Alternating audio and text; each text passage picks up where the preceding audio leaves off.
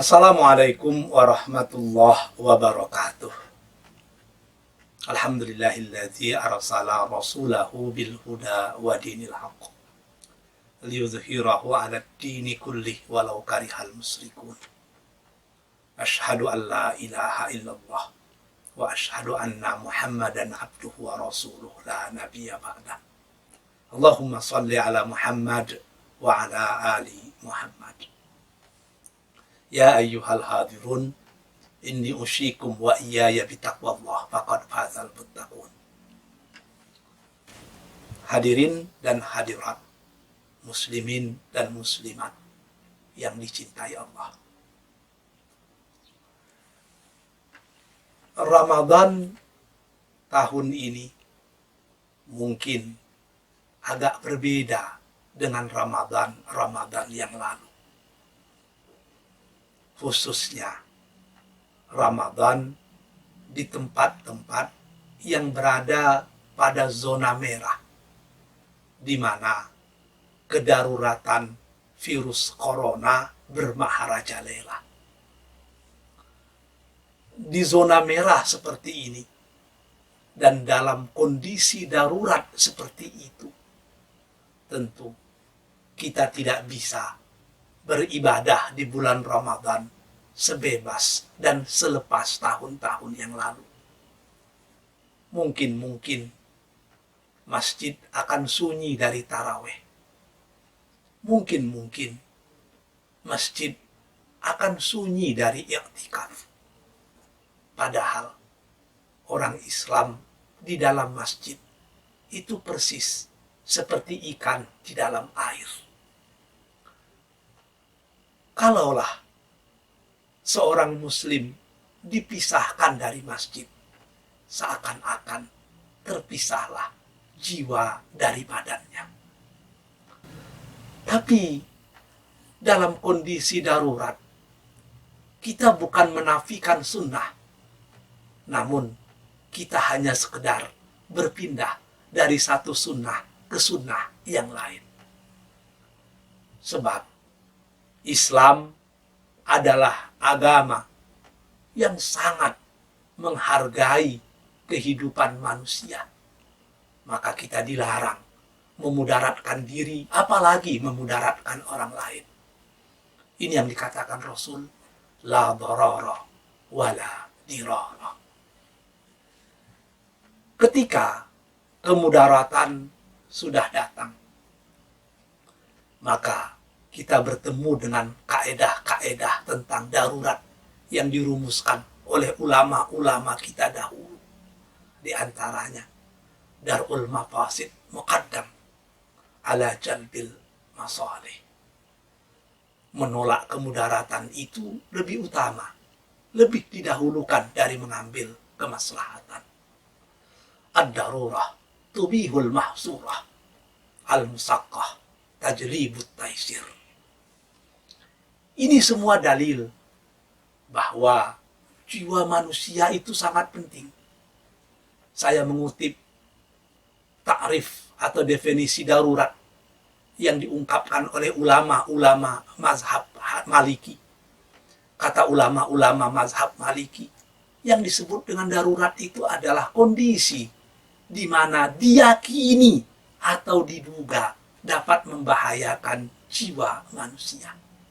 Kalau kita yakin itu bisa merusak jiwa manusia, darurat. Tidak sekedar yakin, kalau kita beranggapan, menduga kalau itu bisa membahayakan jiwa manusia, ini juga masuk dalam kategori darurat. Kenapa demikian? Sebab jiwa seorang muslim itu sangat mahal. Ini yang dikatakan Rasul dalam salah satu hadisnya. La zawal dunya ahwan indallah min qatil rajul muslim. Kehancuran dunia dan alam semesta itu kecil sekali bagi Allah dibandingkan dengan terbunuhnya seorang muslim secara sia-sia. Lalu bagaimana? Apa yang kita mesti lakukan? Kalau kita kebetulan berada di zona merah, kita berada di tempat yang betul-betul darurat, rata, nanka menunggu pacah, biang nanka menunggu capek, si bungsu nanda kaberadi lai. Apa yang mesti kita lakukan? Dalam hal ini, Rasul mengingatkan kita. Falaisa min rajul yaqa'at ta'un. Tidak adalah bagi seseorang ketika musibah bermaharajalela, virus-virus datang yang dalam zaman Nabi disebut dengan penyakit ta'un, maka orang itu diam di rumahnya menurut Imam Ahmad. Diam fi biladihi, di negerinya menurut Imam Bukhari. Dia di rumah atau di negerinya tidak keluar dari situ dengan penuh kesabaran dan keyakinan bahwa hanya ketentuan Allah saja yang pasti terjadi. Orang yang seperti ini mendapatkan pahala persis seperti orang yang mati syahid. Bagaimana dengan i'tikaf yang begitu kita rindukan di 10 malam terakhir di bulan Ramadan? Sementara jumhur ulama menyatakan syarat i'tikaf itu di masjid. Hanya Imam Hanafi yang membolehkan i'tikaf di rumah, itu pun bagi perempuan. Bagaimana ini? Dalam kondisi darurat, mungkin kita berbeda pendapat. Apakah membaca Al-Quran, melakukan amal-amal kebajikan di rumah, itu bisa dikatakan dengan i'tikaf? Kita tinggalkan perdebatan ini. Kalau orang yang diam saja mendapatkan pahala sama dengan orang yang mati syahid, bagaimana pula dengan orang yang membaca Al-Quran, bertadarus, berzikir, beristighfar, mengisi malam-malam Ramadan dengan kebajikan-kebajikan? Tentu pahalanya jauh lebih tinggi dari orang yang mati syahid.